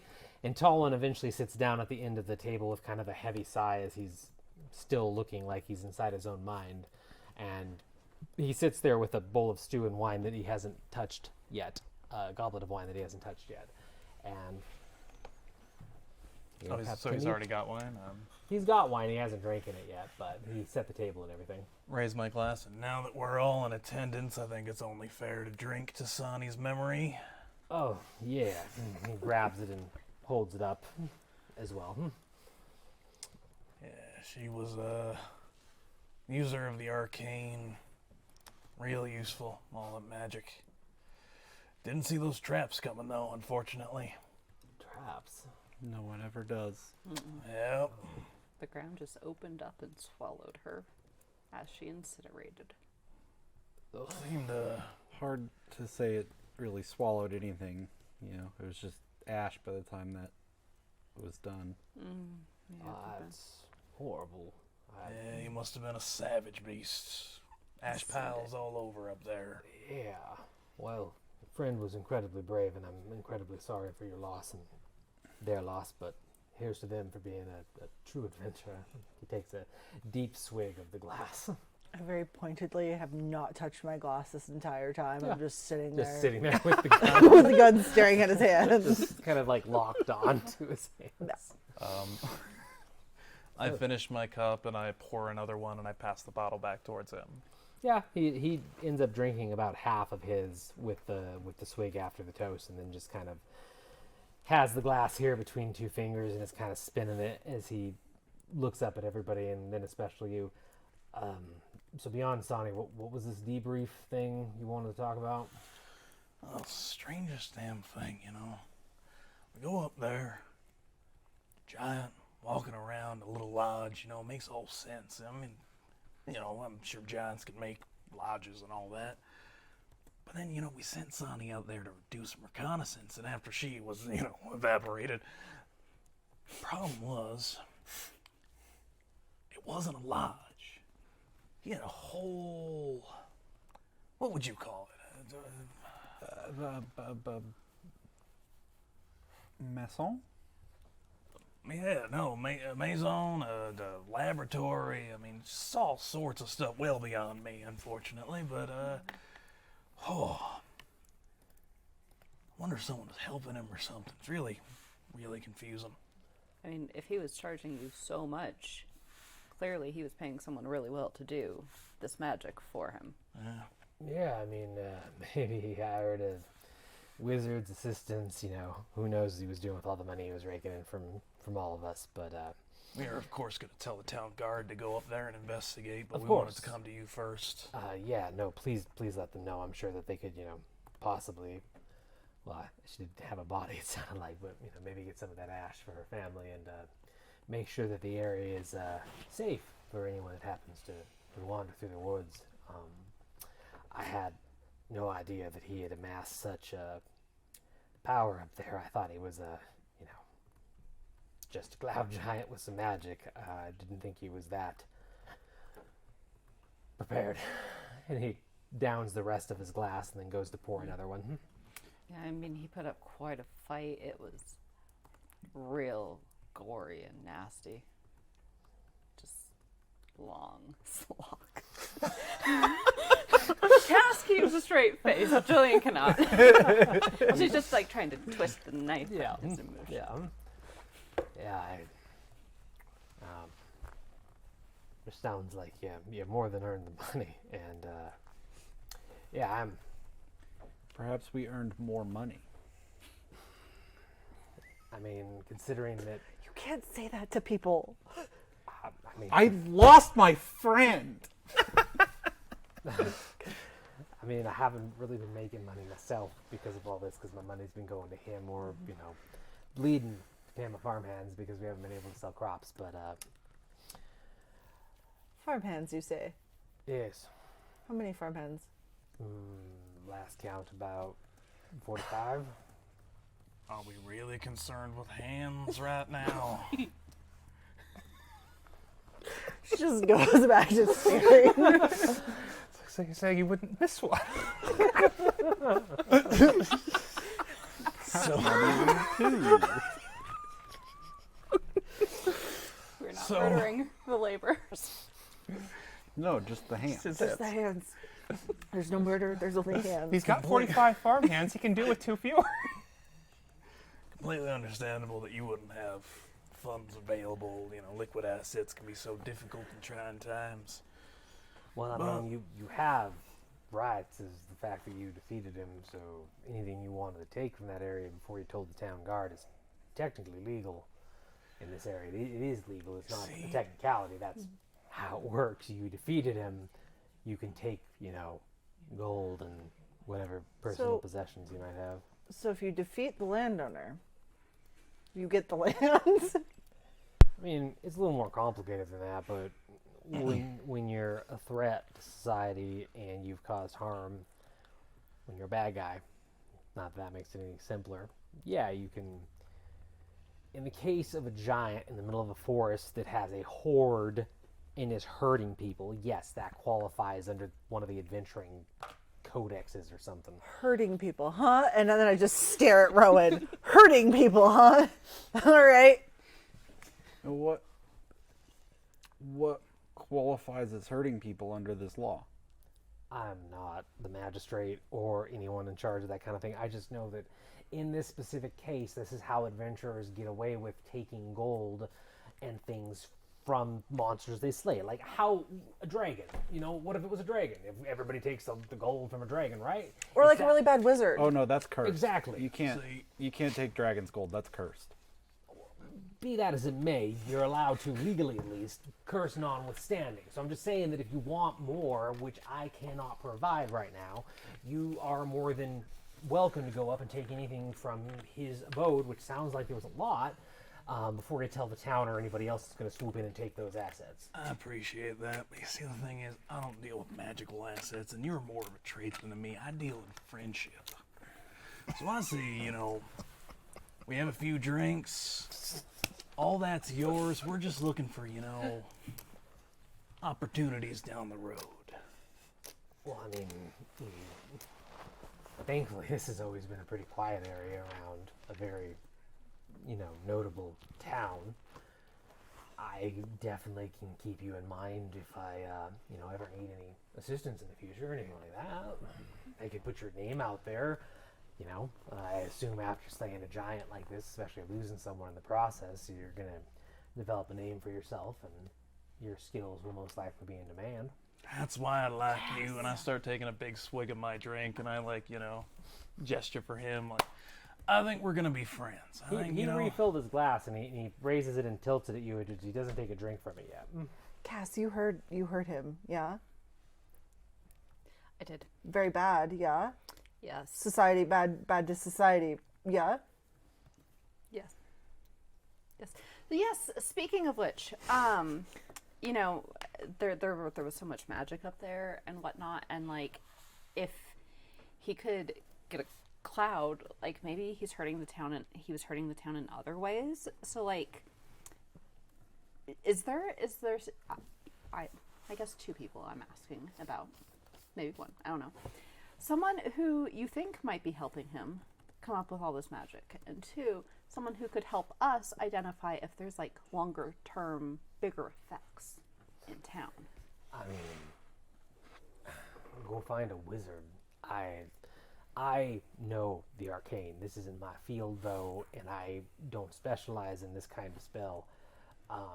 You need a wizard, you need a researcher, you need somebody that's gonna understand that kind of stuff. He's cloud giant, innate magic for all I know. I'd love to help you. I just don't understand it myself. The cloud's gone. Hopefully it's not going to come back because he's dead. But you said you're an arcane user? I use magic. I can use magic. I have magic in me. I've used that magic before. It's just not handy as a farmer most of the time. At least now anyway, but... What kind of magic do you do? Or can do? Runes. They used to be a knight. You can do runes? I have runes on me, and I can use them to channel certain things in combat, but that was years and years ago at this point, so... Oh, cool. So, cool. I don't know much about runes, so that's pretty nifty. There's plenty of books on rune knights and eldritch knights and different orders out there and everything, and it's really interesting, but it doesn't apply to grand spells and, manipulating things, and it's all about defensive and offensive, and it's all about one-on-one combat or small group combat and stuff like that, so... I knew you were a military man. Half fight. What gave it away? This is gonna be a Oh, hard way fight. you compose yourself and everything. I've tried to let some of that composure fade over time, but when you spend so much of your life always being on guard, it's hard to He said it relax. himself. Well, now that we're friends, let loose. Maybe share a few stories. I would be highly offended if you weren't able to take the time with us, and seeing as we're close now. I'd be happy to share the rest of the meal with you. I don't think any of my stories are really interesting. I was more of a... Yeah, we are short a pair of hands. Pardon? Well, we're short a pair of hands because my Oh. friend died. Yes. She's dead. She's not coming. Can we get some more alcohol in back. here? My friends are a little. There's more over behind the counter. I bring 3 bottles back over to the table. I've lost many a soldier in my time. too, so I'm very akin to the loss that you feel right now. And That's really hard. how much wine have you drank at this I've point? probably had about 4 gauntlets. Do you Poor have the guy. feeling that he's just doing Make that a because- con check. Because he wants to get drunk? Like, it has nothing to... Because the right thing to do. Thank God. That is a 14. The right Okay, thing you're to holding do. on for the moment, but your stomach's a He little told us churning. what to do. We're holding on. All right. Gotta wait. But most of my time in the last years that I was there was an instructor, and it's not really like epic grand tales. Besides, I was always stationed as a reserve. I never really saw too much frontline combat, so Like, I audibly make that noise. he just kind of like regards you, and then shakes his head and takes another swig from the wine. So, like, I notice you have a bunch of laborers in your employ. What about the other farms? Like, how are they doing? How are they likely to bounce back? Like, how long is it going to take to recover? Oh, I mean, I haven't talked to him since the storm broke, but we've been talking regularly throughout the crisis, and I mean, they all have farm hands. It's just the nature of farms our size when you're supplying a region. Mine's the biggest, but they have, plenty of mouths to feed and plenty of people to work the fields. And if it actually stays gone, which it should, and we have good weather for a while to dry the ground, we should be back in a season or two to full capacity. Hopefully, there's plenty of crops that will survive on mine and the different farms and have something to sell and feed people with, but it's probably going to take a season or two to fully recover from what that giant did to us. So it'll really be your success that holds this community together and lets the others catch up. Well, I mean, I think it's your success is going to give our community the chance. All of our farms are getting hit. I mean, my farm got hit the worst, but it was spreading, and it did start to run off even from my farm just into the other ones because it's how rain flows. So, I mean, I took the brunt of the damage. So, honestly, you're the most positive force for change these farms and my farm has.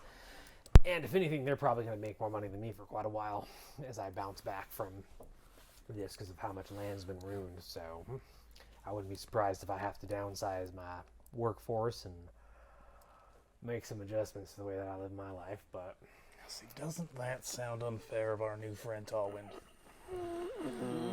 Unfair. what do you mean unfair? That's why I'm bringing up all this magic stuff and everything, It's why I think that you need to capitalize on everything that you have available to you. I need some recompense. Yeah, I mean, I could do with some, but like I said, I don't know what's going on up there. Sounds like way more than I thought was going on with that giant. And No, but you have connections. You got people in town who trust you. They would probably fetch whatever pennies that you say everything's worth. I have connections for the people who buy my products. I mean, I don't really have people that are going to go venture into a dangerous area to possibly strike gold. I think you think a little too highly of me, though I thank you for the compliment. I'm just saying you've got merchant guilds and such, don't you? We'll take care of actually the reconnaissance and travel and all that. Hayden does. I mean, you can take that job back to town and put it on display at town hall, or just tell them and show them, and they'll sing your praises throughout the city. And then anybody that you talk to that sees that is going to know that you slayed a cloud giant, and you can send him that way. Really, I'm perplexed, Talwyn. You seem uncomfortable. Why do you seem so tense? I mean, Because- we're the ones that lost our friend. I'm uncomfortable for you. I've lost soldiers myself plenty of times. I didn't want your friend to die. Your trainees, right? The trainees, yes, when they eventually went into combat. Seen a lot of people die. And I didn't want your friend to die. I didn't want you to get hurt to this extent. I had hoped that you could talk to that giant and, convince him to lower his rates or something like that. There's been a lot of death, and I don't want any more of that, and I didn't even want this. So it's just, you have the gold. You have free reign to take whatever you want up there, but I think this is as far as my involvement goes with this right now. Yeah, well, We'll revel as much as we can tonight. You can. There's going to be food and drink all night. We're going to be working around the clock for some time to try and clear this mess out. So you are welcome to stay. There's some spare rooms as well. You definitely feel free to rest and all of that. You won't be a burden on us. So at least we can do for your loss. He's trying to get away from us. You're trying to get away from us. I'm trying to get back to work. Yeah, I want to get out there in the fields with my men.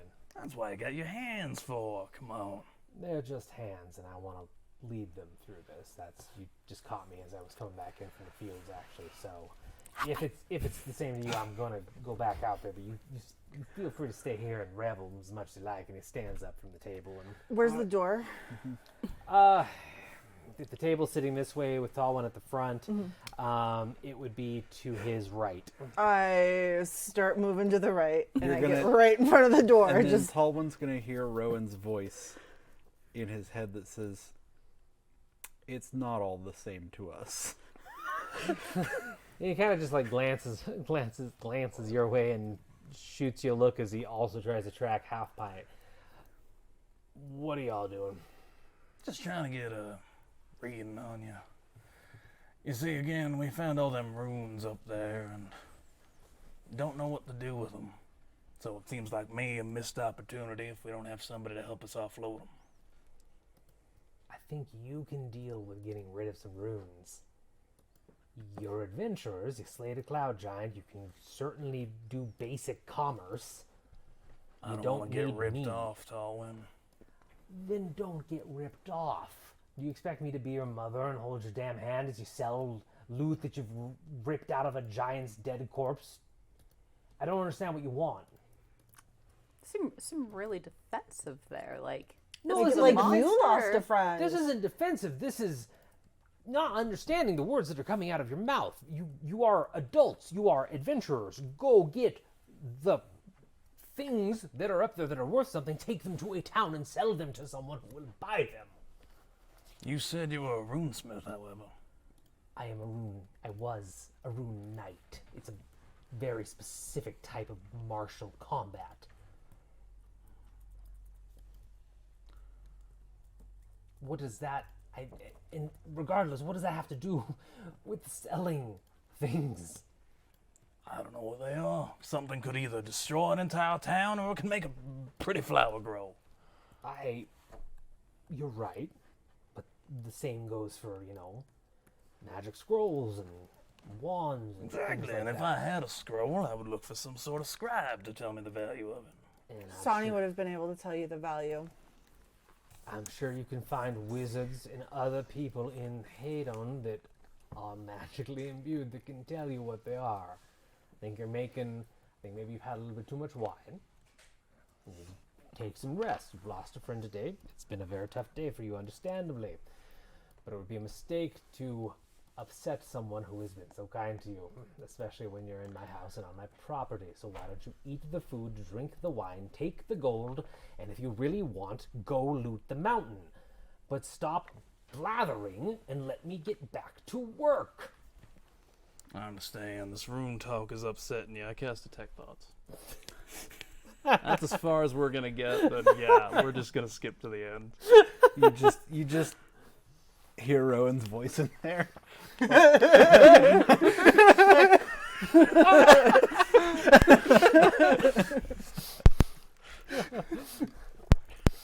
Okay, so you cast Detect Thoughts. Are you pushing? I am. Depends on what I see initially, as I mentioned the runes, Okay. but I probably will. So you'll get surface thoughts, and the surface thoughts kind of really match what's on the outside of just him being flustered, annoyed, angry, confused. And it's just kind of like a storm of like bubbling emotions. You can push if you want.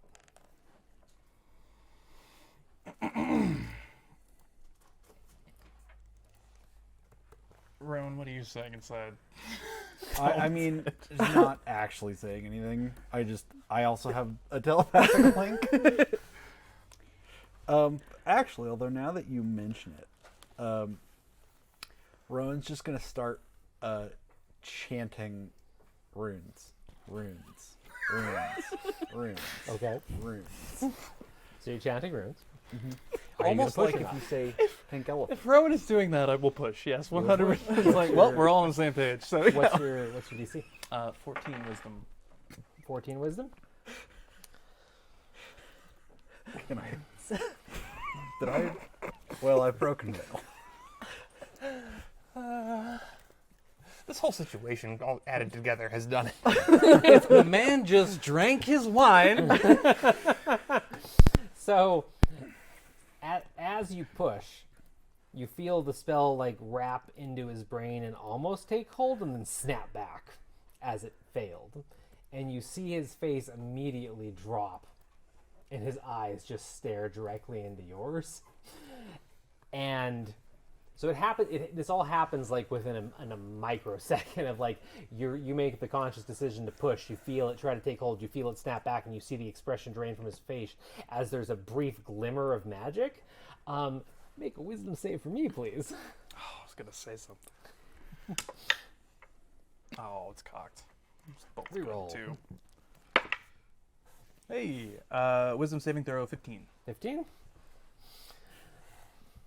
Oh that dear, the helpful is DM this is man. smiling. He's a knight. He never said he was a caster. Well, he did say he was a caster. many So what times. everybody else sees Oh, no. is this very tense encounter, and I don't believe there's any way that anybody would know that you cast Detect Thoughts.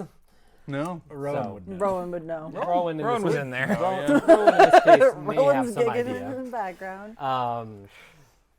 So all of a sudden, there's a brief flash, and you see one of Talwyn's arms light up under his dirty tunic, and there's just like a series of interspaced, multicolored runes that just flash under the shirt in response to the As soon spell. as I see light, I shoot. Okay. That's what I was gonna say. Like, as soon as I see light, I shoot. I'm done. Make a wisdom saving throw. Yeah, it's not gonna go well. I'm not wise. As evidenced by the shooting of hands. Oh, that's not bad. 15. Although I suppose it is bad because Yeah, that's what I got. So, tints exchange, face drops, colors, bang, colors. Someone else do it. He only has 2 arms. I mean, and so that just means Rowan and Cass. Though this that you saw Half Pint shoot, so I mean you know what's going on a little bit more at this point. And both of them just vanish from existence. Just Rolling a new character. if I'm gonna vanish from existence, at least it's with my best friend Gaspard. I mean, yeah. Is this truly hell? And you end up in the front yard of the Blue Flame Estate now, with cardio waiting there for you. Where's my book? The two of you do reappear like exactly where you were standing in the room, but the room is dark, quiet, empty. Rain's pouring outside. It's thundering, and everything just feels wrong. And you just like look at each other, and like you both see that you're in the same space. Mental link. Rowan. Not there. Rowan. Not there. I can only have it on one person at a time, and right now So- I've got it on Mr. Rune Knight. Yeah. I got So- my own link though. We'll leave you there. Chain friend. We'll leave you there. Why We'll is it leave- raining We'll, again? we'll leave them in the dining room. And Sani, so as this has all happened, you've been able to ping through every well on his property, and each one has a rune in it. You haven't found a single one that didn't. So it seems like, even though the wells like aren't in any perfect pattern and they're kind of haphazard almost because the farm sprung up around them and grew out, it does seem like he just went with the default of probably putting one into each well. So. Gotcha. And then, well, yeah, what do you do once you've confirmed all that? I think since I still have a little bit of time at the last one, it's like, okay, I don't think there are any more wells to check. Do you try just pulling on that? Chewing on it? Something? Does your familiar have stats? It's basically the octopus line with also, Okay. I think we agreed on the subtype already. Yeah. I just wanted to make sure. Let me check my notes really quick. Yeah, so your octopus will go over and like wrap the tentacles around like the most rusty looking stake that is one through one corner and try to pull on it. And then let me just grab the subtype really quick and make sure that I have... Mostly just trying to see, it's like, can you wiggle that loose or do anything to the rune? Go ahead and do Okay. you want to roll the strength check? Just give me a d20. Okay. That's a 1. That's about what I expected from a little octopus Well, familiar. and the poor octopi has a -3 strength. Yeah, I didn't think that would actually get anywhere, but it's like, Yeah. you have some time. Maybe you can see if that's loose or you can Yeah, damage no. it. One of the tentacles falls off. Oh no, we won't do that to the octopus. But he tries on the rusty one, but can't seem to get it to budge. Yeah. Try the rune, maybe. See if you can do anything to it. It can make a tentacle attack Yeah. and just hit it. Just see if anything happens, how fragile these are. D20. 14? Okay, it has a +4 to hit. So yeah, it actually like it'll spin in front of it and then eventually whap a tentacle into it. And even though it doesn't like break or anything, you see the flickering on and off rune states like flicker and go out of sync. And it definitely seems like it's kind of like malfunctioning now. Try that again. Okay, another one. 15. Nice. Yeah, spins around. Bam. Another one. And the rune flickers out. Oh, that is good to know. Okay, I'm calling you back now, and then dismiss it.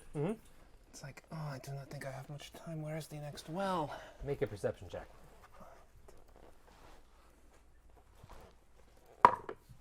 11. 11?